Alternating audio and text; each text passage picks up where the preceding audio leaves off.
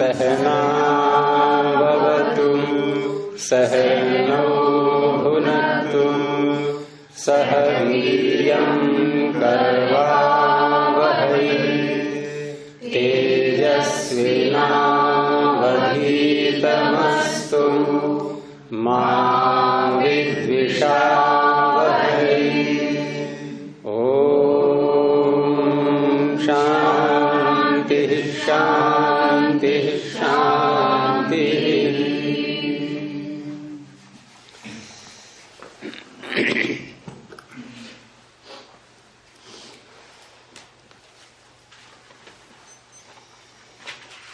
तो इसमें अनुमान प्रमाण के सूत्र में हमने दोनों प्रकार के अर्थ करके देखे, पूर्ववत, शेषवत और सामान्य तो दृष्टि के।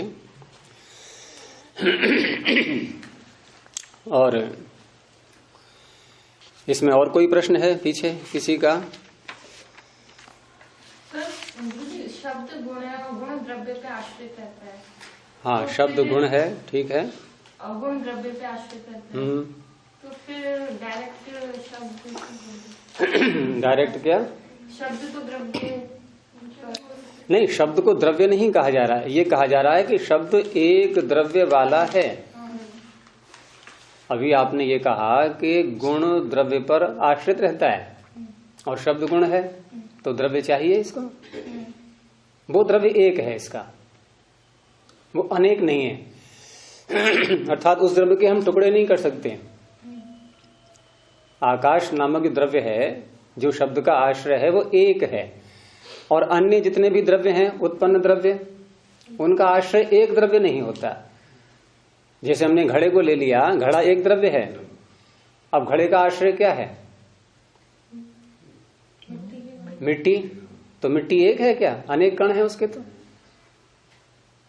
जैसे हमने शब्द को द्रव्य से हटाया पहले, और द्रव्य से हटाने में हेतु क्या दिया कि एक द्रव्यत्वात्, अर्थात शब्द द्रव्य इसलिए नहीं है क्योंकि इसका आश्रय एक द्रव्य है। अब हम क्या समझाएंगे, फिर क्या वाक्य बोलेंगे आगे? और अन्य द्रव्य जो होते हैं जितने भी, उनका आश्रय एक द्रव्य से अधिक होता है। यदि शब्द भी द्रव्य होता तो इसका आश्रय अनेक द्रव्य होना चाहिए, ऐसा है नहीं। बोलो दोबारा, मैंने क्या कहा? अगर शब्द द्रव्य होता तो हाँ, मतलब उसके द्रव्य अनेक होने चाहिए थे। उसके आश्रय, उसका आश्रय अनेक। जैसे हमने वस्त्र को लिया तो वस्त्र क्या है? एक द्रव्य। अब वस्त्र के आश्रय एक द्रव्य हैं या अनेक हैं? धागे, उसके तंतु बहुत सारे हैं। ऐसा कोई भी द्रव्य ढूंढ करके लाओ जो उत्पन्न हुआ हो और उसका आश्रय केवल एक द्रव्य हो, कोई भी नहीं मिलेगा। और शब्द ऐसा है जिसका आश्रय एक द्रव्य है, तो इसका अर्थ है शब्द द्रव्य नहीं है। अगर ये द्रव्य होता तो इसका भी आश्रय एक से अधिक द्रव्य होता। समझ आ गई बात? यानी उत्पन्न द्रव्य हमेशा एक से अधिक आश्रय वाले होते हैं। तो बाद में निर्णय हुआ ये गुण है, गुण है, ये तो निर्णय बाद में होगा। अभी तो हम ये देख रहे थे ना कि द्रव्य है या नहीं है। फिर कर्म की बात आई कि क्या हम इसको कर्म मान लें, क्योंकि कर्म में ये हेतु लग जाएगा एक द्रव्यत्वात्।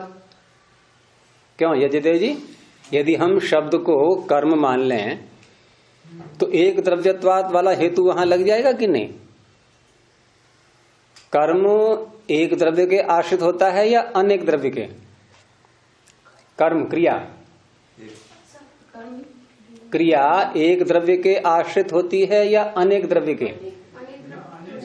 उदाहरण दो, कोई नाम बोलो किसी वस्तु का। एग्जांपल दिया था वो गेंद वाला। चलो अब आप बोलो गेंद वाला, कैसे बोलोगे? गेंद एक द्रव्य है, गेंद में क्रिया हुई, तो वो क्रिया जो हुई गेंद में हुई, तो गेंद एक है कि अनेक? अनेक का उदाहरण दो। फिर अभी किसी ने कहा था कि अनेक द्रव्य के आश्रित है, उदाहरण दो। वातावरण में अनेक कण आपस में टकरा रहे हैं। आपस में टकरा रहे हैं, किसी एक का नाम लो पहले। किसी एक द्रव्य में क्रिया दिखाओ, पहले कर्म को दिखाओ, और वहां ये सिद्ध करो कि देखो ये क्रिया अनेक द्रव्य में हो रही है। ऐसा उदाहरण लाओ कोई, हम दें उदाहरण। ट्रेन चल रही है और ट्रेन में गति हो रही है, क्रिया हो रही है, और कितने डिब्बे हैं उसमें? तो अनेक द्रव्यों में क्रिया हो गई। तो एक साथ क्रिया अनेक द्रव्य में हो गई? नहीं हुई। हर डिब्बा अलग अलग है।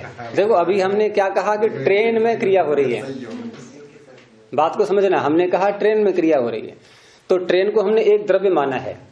ये जो नाम बोलते हैं ना हम वस्तुओं के शब्दों, ये शब्द बोलते हैं हम किसी भी पदार्थ का नाम बोल करके, तो ये शब्द एक द्रव्य को ही कहता है। कोई भी शब्द एक द्रव्य को बोलता है। जैसे हमने कहा मिट्टी का कण, तो मिट्टी का कण बोलेंगे तो एक कण को ही एक कण कहेगा, दूसरा कण आएगा तो उसको हम दोबारा कण बोलना पड़ेगा। एक शब्द एक ही द्रव्य को बोलता है। हमने जब कहा ट्रेन में क्रिया हो रही है, तो ट्रेन एक द्रव्य है। अब हम कहें कि उसके एक डिब्बे में क्रिया हो रही है, तो डिब्बा हमें अलग से बोलना पड़ा, अब वो एक द्रव्य हो गया। फिर हम कहें डिब्बा में कहें उसके एक पहिए में क्रिया हो रही है, तो पहिया एक द्रव्य हो गया। हम जहां भी देखेंगे वहां क्रिया एक द्रव्य में ही होती है, एक द्रव्य के आश्रित। अब द्रव्य हमने कितना बड़ा मान लिया है वो हमारे ऊपर निर्भर करता है। हमने द्रव्य किसी वस्तु को माना है, तो उसका पूरा जो समूह है जिनसे मिलकर के मशीन चल रही है कोई, तो मशीन क्या है? पूरी एक द्रव्य है। अब हम मशीन के किसी एक पुर्जे की बात कर रहे हैं कि ये पुर्जा जिसमें एक है, ये चल रहा है, अलग से हम बोल रहे हैं। वहां हमने एक पुर्जे को द्रव्य मान लिया है, वो ठीक है, मशीन का अवयव है, लेकिन वहां जो क्रिया हम बता रहे हैं वो एक पुर्जे हम बता रहे हैं उसके, तो उसको द्रव्य मानना है। यहाँ हो गए ना कि द्रव्य अनेक आश्रय वाला होता तो अनेक आश्रय बोला जाएगा। तो सिद्धांत पक्ष यही है कि क्रिया एक द्रव्य के आश्रित होती है। अब द्रव्य हम किसको ले रहे हैं वो चीज अलग रही। द्रव्य प्रकृति के परमाणु से लेकर के और सारे संसार के पदार्थों में, अभी हम कहें पृथ्वी सूर्य के चारों ओर घूम रही है, तो पृथ्वी में जो क्रिया हो रही है, हम यहाँ ये भ्रांति उत्पन्न कर लें अपने अंदर, कह रही पृथ्वी में क्रिया हो रही है, तो यहाँ तो क्रिया पृथ्वी में बहुत सारी वस्तुएं हैं, सब में क्रिया हो रही है, फिर तो क्रिया बहुतों के आश्रित हो गई। लेकिन हमें वहां पृथ्वी को कहना है, पृथ्वी एक द्रव्य मान करके चलेंगे, लेकिन पृथ्वी बहुत बड़ी है। अब पूरा हमने उसको एक द्रव्य माना तो उसमें क्रिया हो रही है।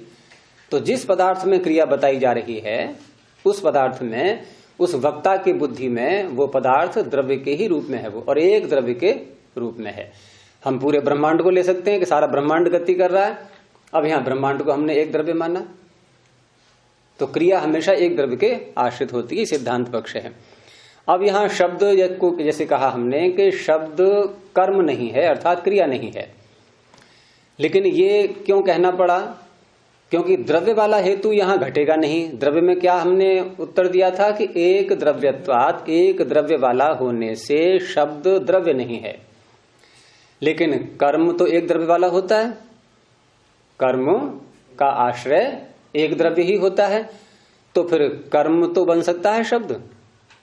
एक द्रव्यत्वात् जो हेतु दिया गया ये कर्म में घट जाएगा या नहीं? कर्म एक द्रव्य वाला ही तो होता है, तो शब्द फिर कर्म कहते हैं शब्द के लिए, तो ये हेतु वहां नहीं चलेगा ना।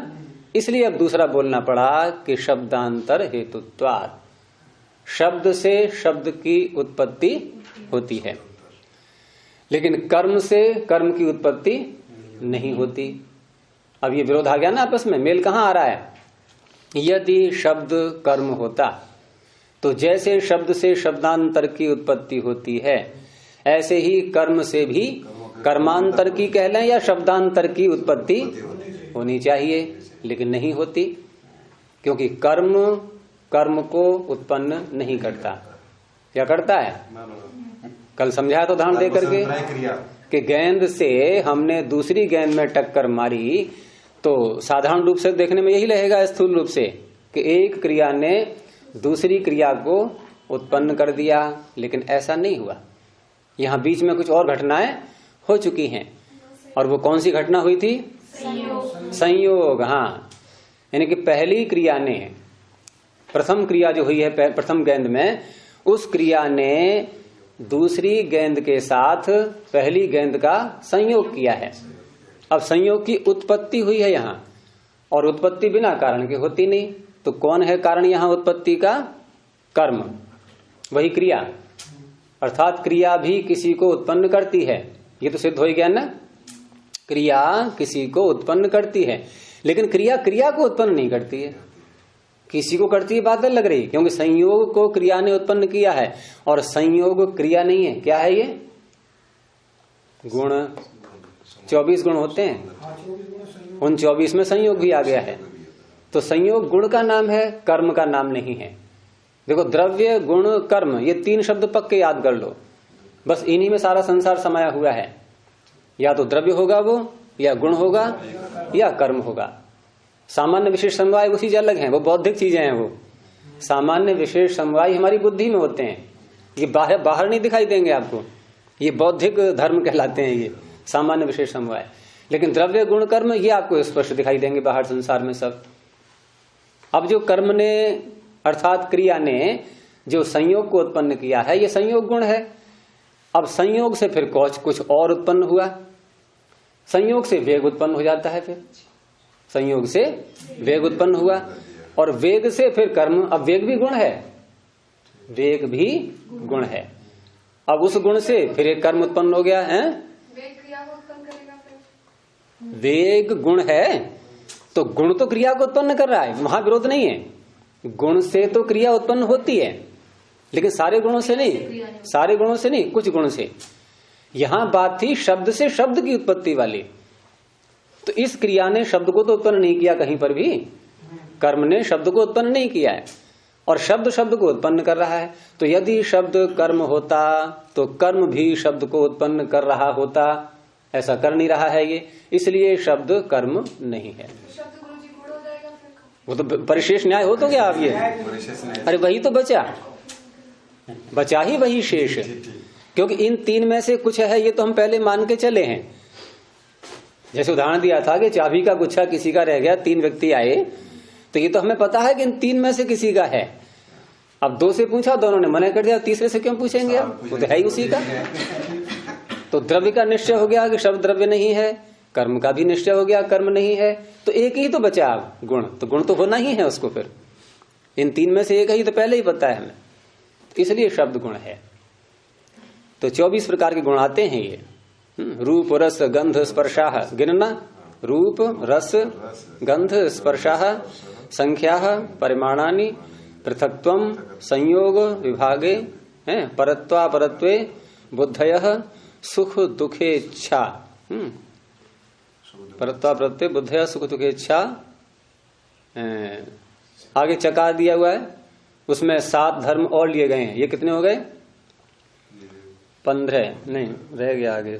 सुख दुखेच्छा, हाँ, द्वेष, धर्मा धर्म है, रूप, रस, गंध, स्पर्शाः, संख्याः, परिमाणानि, पृथक्त्वं, संयोग, विभागौ, परत्वापरत्वे, बुद्धयः, सुख दुखेच्छा। तो सुख, दुख, इच्छा, द्वेष ये जीवात्मा के अलग से बताई जाएंगे ये। अब इसमें कुछ गुण तो ऐसे हैं जो प्रत्येक पदार्थ में होते हैं संसार के, ईश्वर से लेकर के और प्रकृति के परमाणु तक, हम जितनी भी वस्तुएं हैं सारी, उन सब में होते हैं कुछ धर्म।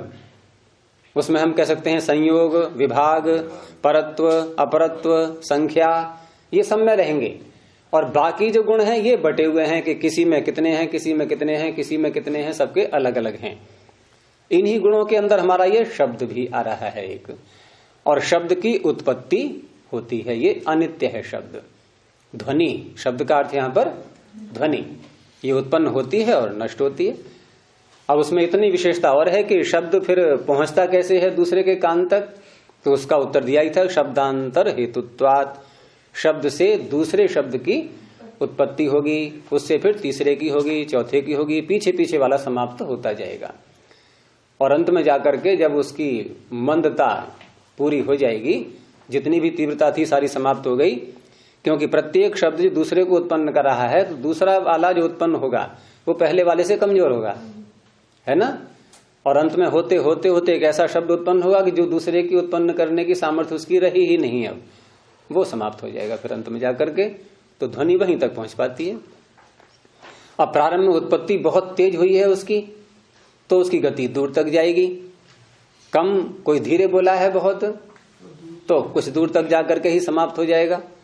अब कोई विस्फोट हुआ है बहुत विशाल, बहुत दूर तक ध्वनि पहुंचती है, बादल गरजते हैं आकाश में, कहां कहां तक ध्वनि पहुंचती है उसकी। तो इस तरह से ये शब्द उत्पन्न होते हैं और नष्ट होते रहते हैं। और शब्द की उत्पत्ति के कारण कई हो सकते हैं। आकाश तो उसका आश्रय है, आकाश शब्द को उत्पन्न नहीं कर रहा, ये भी ध्यान देने की बात है। जैसे यहां हमने कहा घड़े का आश्रय मिट्टी है, तो मिट्टी से तो घड़ा बन ही रहा है, घड़ा मिट्टी के अतिरिक्त कुछ भी नहीं है। तो ये बात वहां नहीं घटेगी कि शब्द आकाश के अतिरिक्त कुछ भी नहीं है, आकाश से नहीं बना है वो, आकाश उसका आधार है। जैसे हम कोई चित्र बना रहे हैं तो कागज पर हमने चित्र बनाया, तो चित्र क्या कागज से उत्पन्न हुआ है? कागज उसका आधार है। और चित्र का कौन होगा मूल कारण, कौन होगा फिर उपादान कारण? अरे स्याही वगैरह रंग जो लगा रहे हैं हम उसमें पेंटिंग कर रहे हैं, वही तो होगा। तो इस तरह से आधार है उसका वो। ऐसे ही शब्द की उत्पत्ति होती है तो उत्पत्ति का कोई ना कोई कारण भी होना चाहिए। तो शब्द की उत्पत्ति किससे होती है?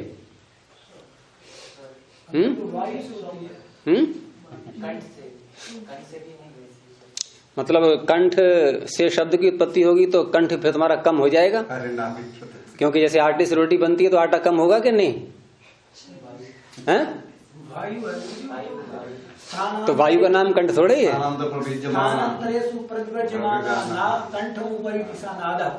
नहीं, ये तो उसका स्वरूप बता रहे हैं। लेकिन प्रश्न यह है कि शब्द का कारण कौन है?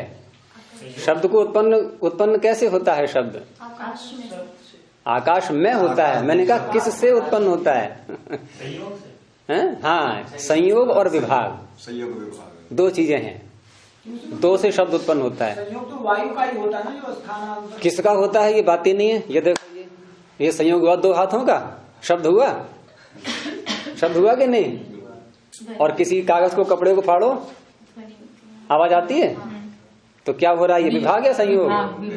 ये विभाग हो रहा है। विस्फोट होता है तो क्या होता है? विभाग या संयोग? विस्फोट में अलग अलग चीजें होती है नहीं, कितनी ध्वनि निकलती है जोर से। तो संयोग और विभाग ये शब्द की उत्पत्ति के कारण होते हैं। और ये भी स्वयं गुण है, शब्द भी गुण है। इनकी यही दो गुण ऐसे हैं जो शब्द को उत्पन्न करते हैं। यही दो गुण ऐसे हैं, और कोई भी गुण नहीं है 24 गुणों में जो शब्द को उत्पन्न करता है। यही दो गुण ऐसे हैं। इसलिए इसका जो सूत्र आता है ना, जो शब्द का लक्षण का है, एक द्रव्यम अगुणम संयोग विभागेषु अनपेक्ष कारणम, इस तरह से। तो वहां पर संयोग और विभाग, इनसे शब्द की उत्पत्ति होती है।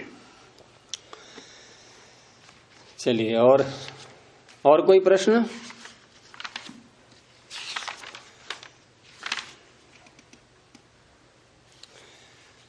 तो कल हमारा पाठ कहाँ तक हुआ था?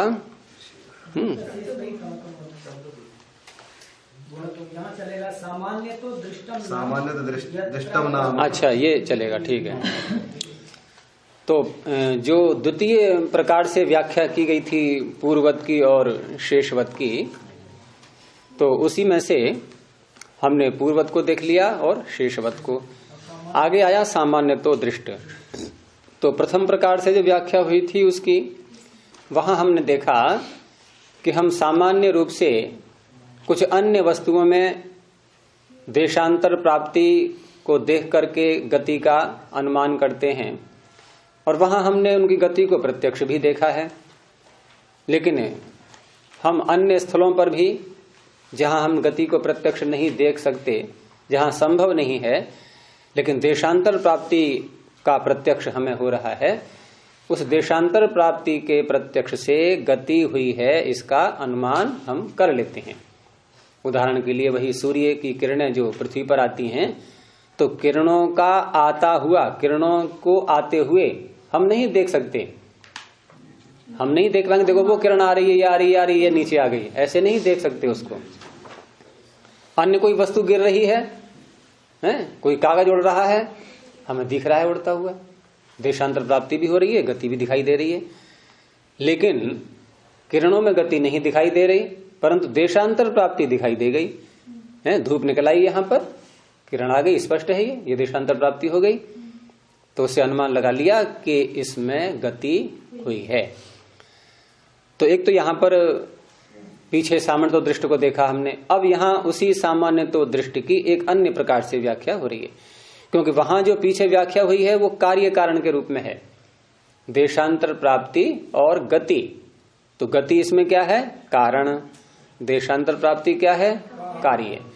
अब जो द्वितीय प्रकार की व्याख्या होगी सामान्य तो दृष्टि की, उसमें कार्य कारण वाला अर्थ नहीं होगा, ये कुछ और प्रकार से होगा।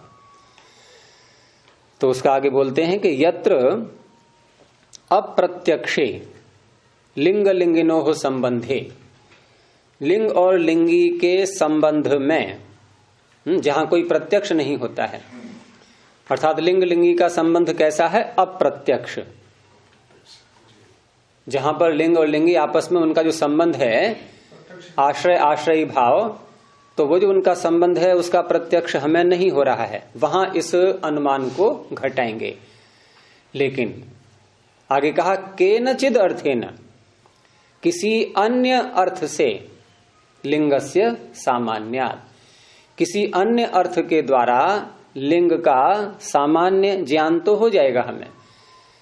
जैसे उदाहरण के लिए हम ये जान चुके हैं कि गुण सदा गुणी में रहता है, ये पता हमें अन्य वस्तुओं को देख करके लग चुका है, इसका प्रत्यक्ष हमें हो चुका है। जैसे हम देख रहे हैं कि वस्त्र में शुक्ल धर्म है, सफेदी है, उसमें सफेदी गुण हो गया है। कोई वस्तु काली है, कोई कैसी है, किसी का आकार कैसा है, किसी का कैसा है, ये सारे जो हम गुण देख रहे हैं अन्य पदार्थों में, तो वहां हमें ये निश्चय हो चुका है कि गुण हमेशा गुणी के आश्रय से रहता है, बिना गुणी के गुण नहीं रह सकता, बिना धर्मी के धर्म नहीं रह सकता, इसका पता हमें लग गया है। लेकिन हम कहाँ घटाएंगे अब इसको, उदाहरण को? अब ये वहां घटाएंगे कि जहां पर हमें लिंग और लिंगी का प्रत्यक्ष ही नहीं हो रहा है, संभव ही नहीं हो पा रहा है। जैसे इच्छा गुण है, इच्छा क्या है? गुण। अब इच्छा गुण है, लेकिन इच्छा गुण किसका है? इच्छा गुण किसका है? आत्मा का बोल तो दिया हमने, आत्मा का गुण है इच्छा, लेकिन आत्मा का गुण इच्छा है, ये हमने देखा है कभी कि देखो ये रही इच्छा और ये आत्मा दिखाई दे रहा है, इसका गुण है, ये हो जाएगा प्रत्यक्ष। लेकिन वस्त्र सफेद है तो सफेदी दिख रही है हमें, वस्त्र भी दिख रहा है कि नहीं? तो वही कह रहे हैं केनचिद अर्थेन, अरे अन्य किसी भी अर्थ के द्वारा, किसी भी विषय के द्वारा, किसी भी वस्तु के द्वारा हमने लिंगस्य सामान्यात्, लिंग का एक सामान्य ज्ञान कर लिया, वहां प्रत्यक्ष कर करके हमने एक सामान्य नियम निकाल लिया। कौन सा नियम निकाला? कि गुण बिना गुणी के नहीं रहता, ये सामान्य नियम निकाल लिया गया, एक निचोड़, एक तथ्य निकाल के हमने समझ लिया।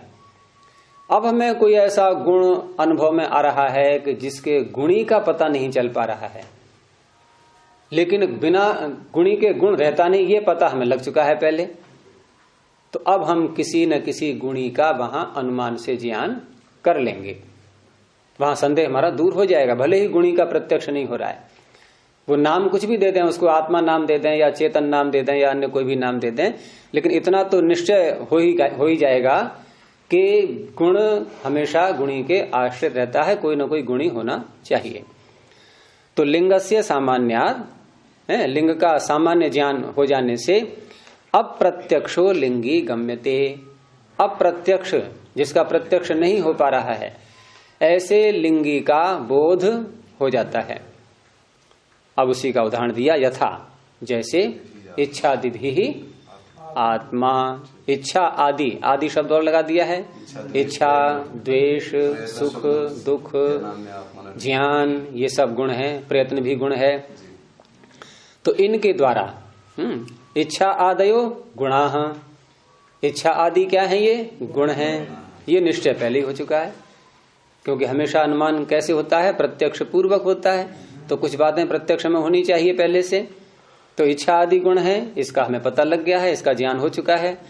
और गुणाश्च द्रव्य संस्थानः, गुण कैसे होते हैं?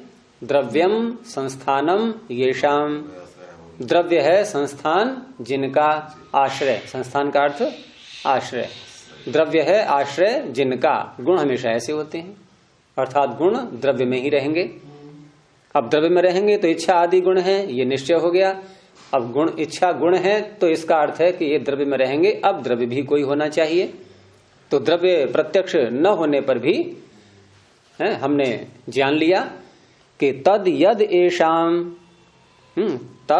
एषाम स्थानम स आत्मा, अर्थात इन इच्छा आदि गुणों का जो स्थान है, जहां ये टिके हुए हैं, स आत्मा, वो आत्मा है। तो आत्मा का भी अनुमान से ज्ञान हो जाता है, इच्छा आदि धर्मों को, गुणों को देखकर। इस तरह से ये सामान्य तो दृष्ट पिछले वाले सामान्य तो दृष्ट से थोड़ा सा अलग है, क्योंकि यहां इच्छा और आत्मा, इनमें आपस में संबंध कैसा है? गुण और गुणी का संबंध है, कार्य कारण का तो नहीं है ना, कि आत्मा से इच्छा उत्पन्न हुई है, ऐसा नहीं। कैसे बोलेंगे? आत्मा में इच्छा होती है, आत्मा से इच्छा उत्पन्न होती है, ऐसे नहीं। आत्मा में इच्छा उत्पन्न होती है, ये तो कह सकते हैं। जैसे आकाश की और शब्द की बात थी, आकाश में शब्द उत्पन्न होता है, आकाश से शब्द उत्पन्न नहीं होता। ऐसे ही इच्छा आत्मा में रहती है, उत्पन्न होती है। तो यहां पर कार्य कारण का संबंध नहीं है। और पिछले सामान्य तो दृष्टि में कार्य कारण की दृष्टि से बताया गया था, गति और देशांतर प्राप्ति इत्यादि उदाहरणों के द्वारा। ये तो इन्होंने केवल अभी एक एक सामान्य उदाहरण दिए हैं समझाने के लिए, एक नमूना जिसको कह सकते हैं। आगे जब इनका विस्तार आएगा तो बहुत उदाहरण आएंगे, बहुत विस्तार से, और वहां और स्पष्ट हो जाएगा।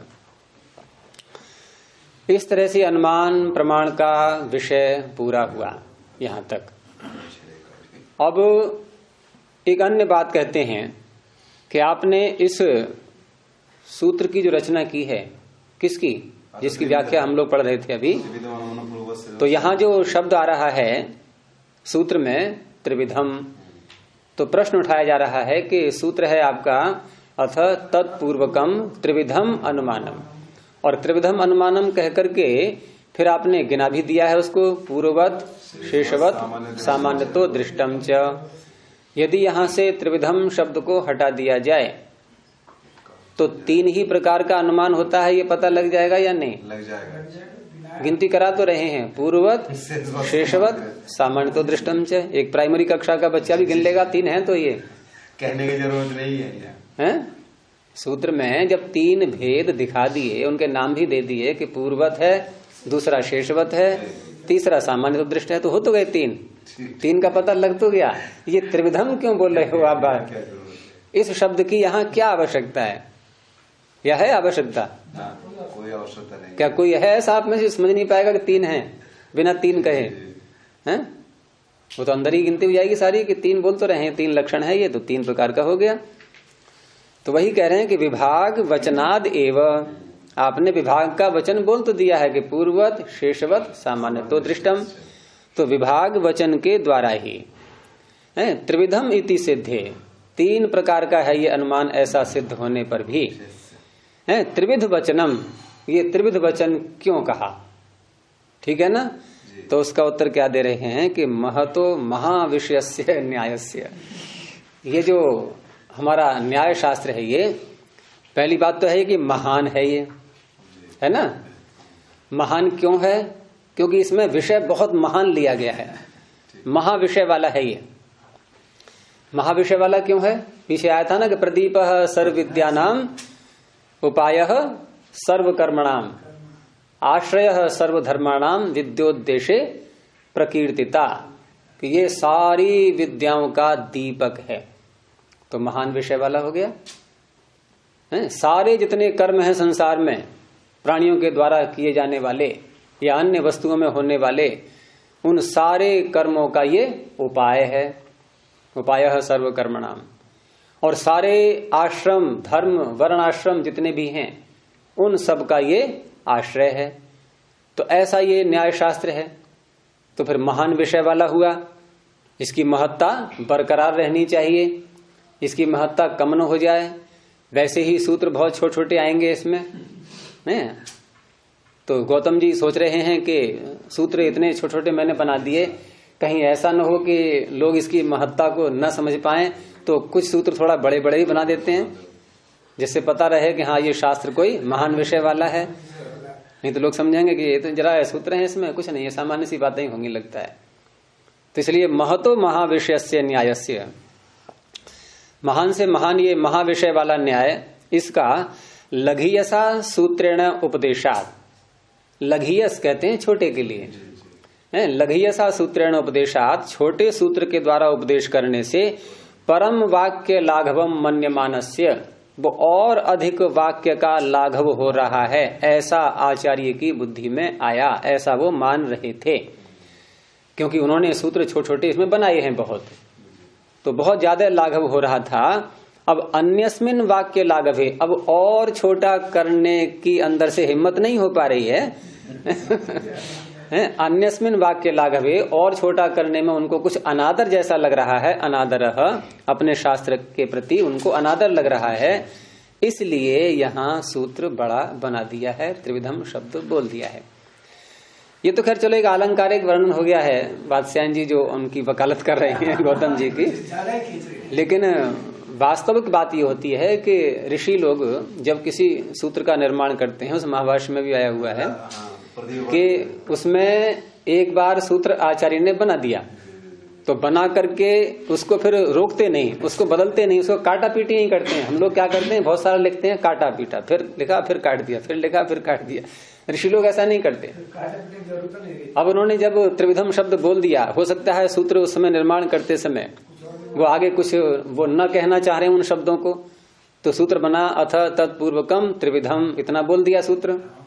अब बोल दिया तो बाद में सोचा कि अरे जरा थोड़ा स्पष्ट और कर दें इसको, क्योंकि हो सकता है त्रिविधम कहने से ये पूर्वक शेषवत इत्यादि ये लोग न समझ पाए, 3 प्रकार का भेद न कर पाए। अब वो 3 प्रकार का भेद भी आगे बोल दिया। अब बोल दिया तो पीछे त्रिविधम को काटेंगे नहीं, अब वो उसको काटेंगे नहीं, वो कहेंगे ठीक है निकल गया, मुंह से निकल गया, कोई बात नहीं, चलने दो उसको भी। तो ये सूत्र शैली होती है। ये तर्क तो कुछ जम रहा है जी, मतलब ये इतना बनाना चाह रहे होंगे तत्पूर्वकम, हाँ त्रिविधम, क्योंकि त्रिविधम शब्द पहले आ रहा है और लक्षण बाद में दे रहे हैं। त्रिविधम अनुमानम इतना ही कहना चाह रहे होंगे।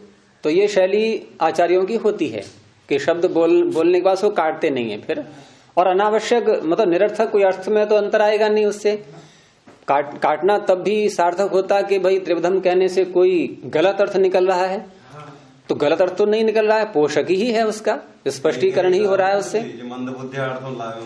हाँ वो भी एक उत्तर होता है कि बहुत से छात्र मंद बुद्धि के भी होते हैं, इसलिए त्रिविधम कहना पड़ा, मंद बुद्धि वालों का भी कल्याण हो जाए इसलिए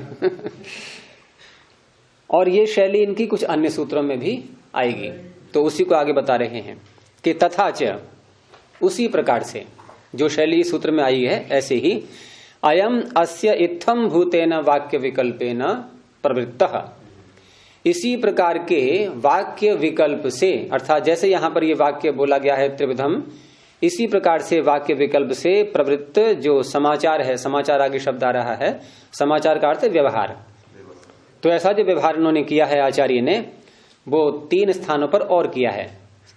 सिद्धांते, छले, शब्दादिशु च, आदि और लगा दिया है, कहीं कोई बचा खुचा हो वो भी आ जाएगा इसी में।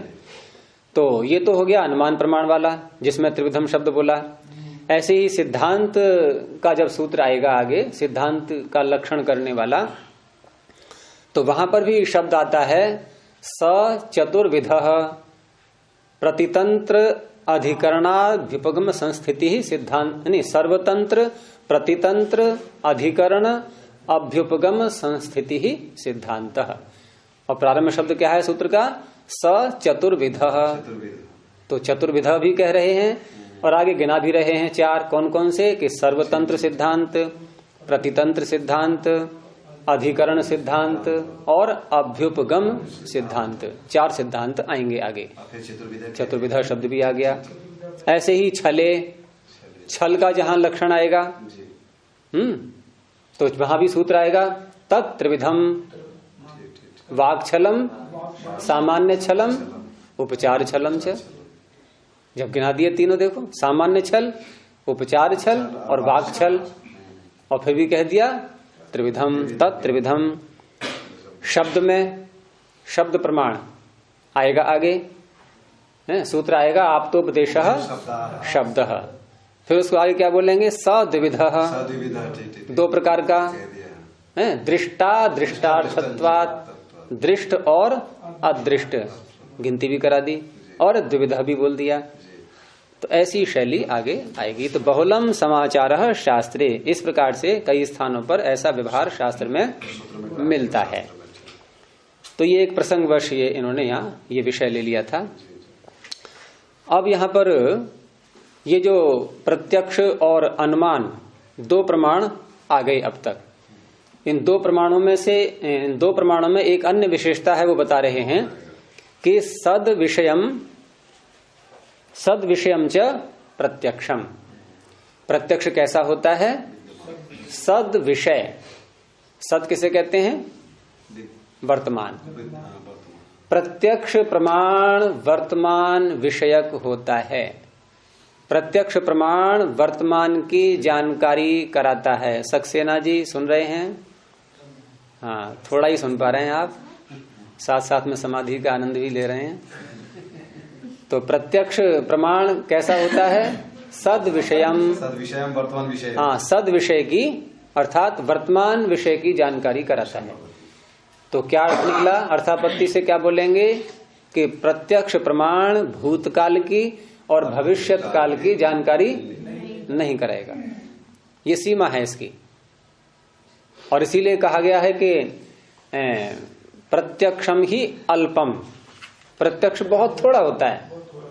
क्योंकि वर्तमान कितना होता है जरा बताना, वर्तमान बताओ स्वाति, वर्तमान कितनी देर रहता है, मतलब 1 घंटा 2 घंटा 1 दिन 1 साल?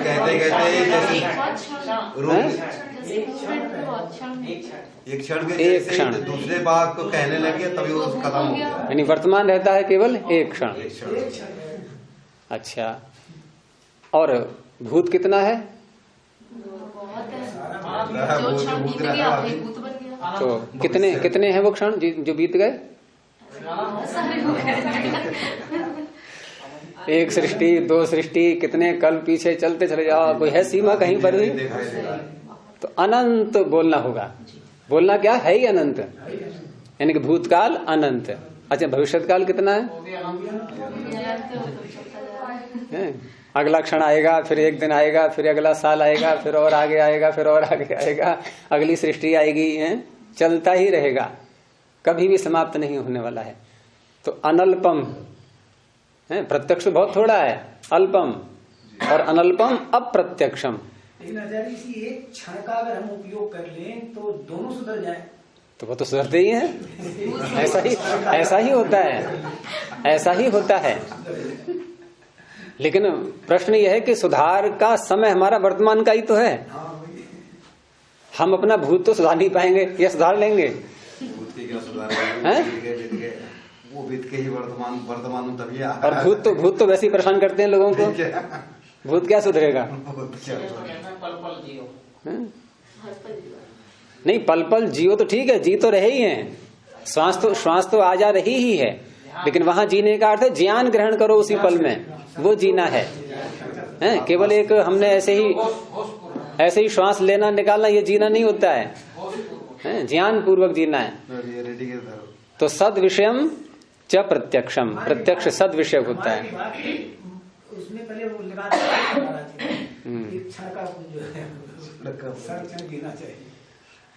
अच्छा, तो सद विषयम च प्रत्यक्षम, और अनुमान कैसा होता है, सद असद विषयम च अनुमानम।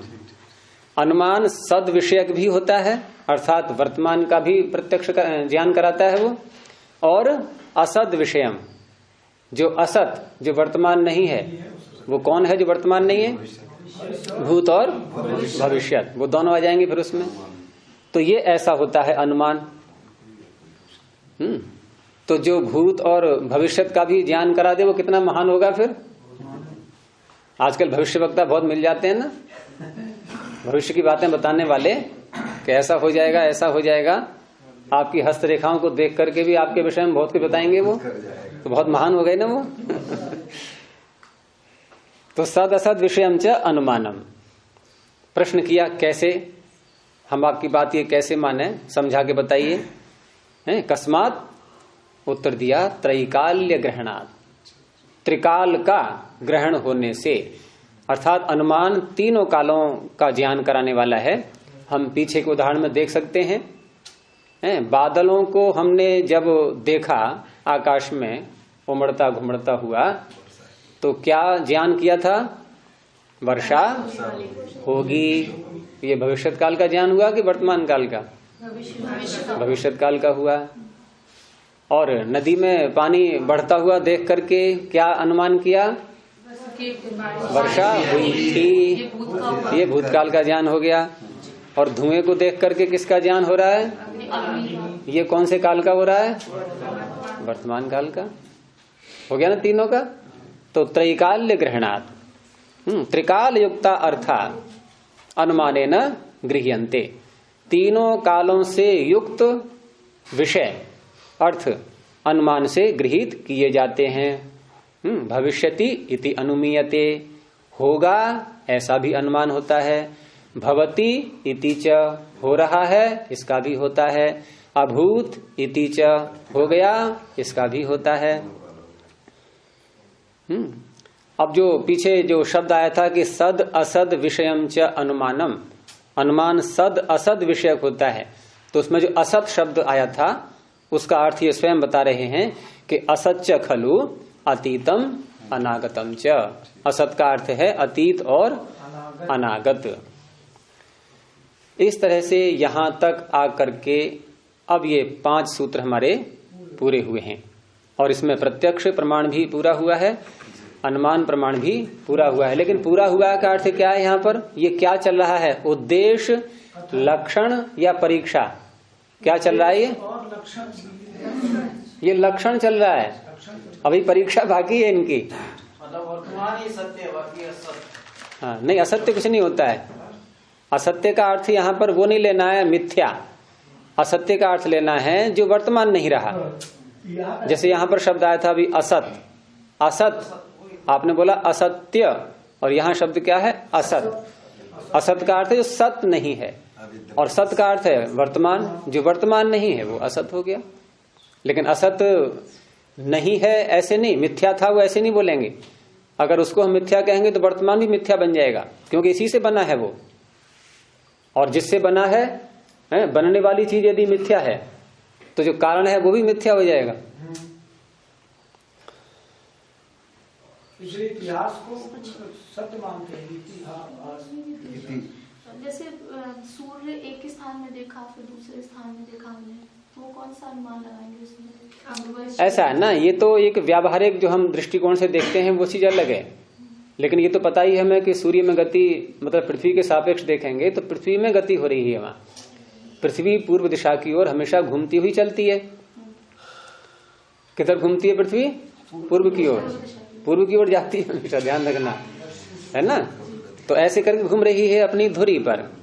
तो अपनी धुरी पर जो पृथ्वी घूम रही है, तो सूर्य हमने प्रातः काल को जहां दिखाई दिया हमें, और जब हम दोपहर को देखा हमने तो सूर्य हमें ऊपर अपने दिखाई दे रहा था।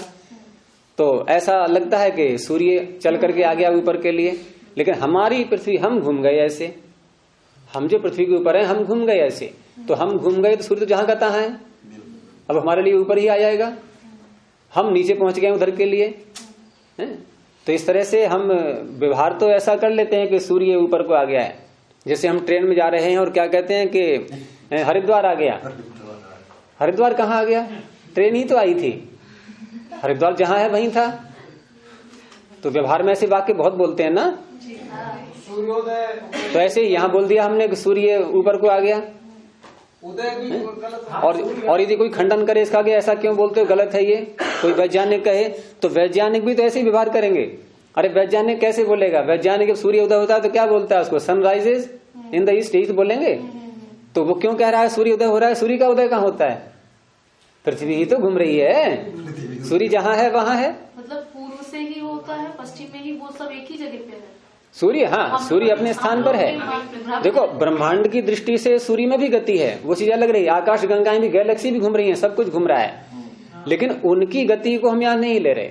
सौर मंडल का जो हमारा एक सूर्य है, एक सौर मंडल जो बना हुआ है पूरा, उस सौर मंडल में सूर्य केंद्र में है और उसके चारों ओर जो है ये सारे 9 ग्रह हैं, बुध से लेकर के और अरुण वरुण यम शनि प्लूटो वगैरह वहां तक सारे, ये सारे उसके चारों ओर घूम रहे हैं। अब सूर्य जो बीच में केंद्र में है, ये केंद्र में ही रहेगा, ये केंद्र में अपनी धुरी पर तो घूम रहा है ना, लेकिन उनसे जो दूरी है ग्रहों की, जो दूरी है सूर्य की, जैसे हमारी दूरी है 15 करोड़ किलोमीटर की, पृथ्वी ग्रह से सूर्य की दूरी इतनी है, वो यूं ही बनी रहेगी ऐसी ही। तो इस तरह से वहां उसमें अंतर नहीं आएगा, वहां चंचलता उसमें नहीं आएगी, अपनी धुरी पर तो घूम रहा है वो। अब ये जो पृथ्वी घूम रही है, ये चारों ओर घूम रही है, अपना स्थान बदल रही है, ये सूर्य के चारों ओर घूम रही है लगातार, और अपनी धुरी पर भी घूम रही है। 2 प्रकार की गतियां बताई थी मैंने, अपनी धुरी पर भी घूम रही है और सूर्य के चारों ओर भी घूम रही है। अपनी धुरी पर घूम रही है, उससे हमारे दिन रात बन रहे हैं। सूर्य के चारों ओर घूम रही है, उससे वर्ष बन रहा है, महीने बन रहे हैं। तो ये तो गतियां अलग अलग चल रही हैं लगातार, लेकिन यहां जो गति दिखा रही है, हम जो व्यवहार में बोल देते हैं कि सूर्य ऊपर को आ गया है, ये केवल एक व्यावहारिक बात है, इसमें यथार्थता वैसी नहीं है। सूर्योदय बोलना भी गलत हुआ, सूर्य दिखने लगा। हाँ तो आप अब मत बोलना कल से सूर्योदय हो रहा है, सूर्य दिखने लगा। हाँ नहीं, सीधा ये बोलो कि हम नीचे को पहुंच गए या ऊपर को आ गए अब हम टेढ़े हो गए। तो इस तरह चलता है। और ये अपनी सूर्य के चारों ओर घूमते हुए भी एक गति और प्रकार की भी है साथ में इसके, कि जैसे हम कहते हैं कि सूर्य उत्तरायण है या दक्षिणायन है, बोलते हैं नहीं भाई, गर्मी की ऋतु में देखते हैं हम कि सूर्य उत्तर दिशा की तरफ अधिक दिखाई दे रहा होता है, और शीत ऋतु में, सर्दियों में दक्षिण दिशा की ओर दिखाई देता है। तो ये अंतर कहां से आ गया? क्योंकि सूर्य जहां करता है अपना, तो ये अंतर आता है पृथ्वी के अपनी धुरी पर झुका हुआ होने से। इसका जो अक्ष है अपना, तो 23.5 अंश ये झुकी हुई रहती है, तो झुकी हुई रहती है, तो उसके झुकने के कारण से सूर्य की उत्तर और दक्षिण दिशा में गति का ये हमें दिखाई देता है भेद। और वहां भी एक सीमा है उसकी, उन सीमाओं का नाम रख दिया गया, एक का नाम कर्क रेखा और एक का नाम मकर रेखा। बस वहीं तक सूर्य की गति हमें दिखाई देगी, उसके बाद नहीं।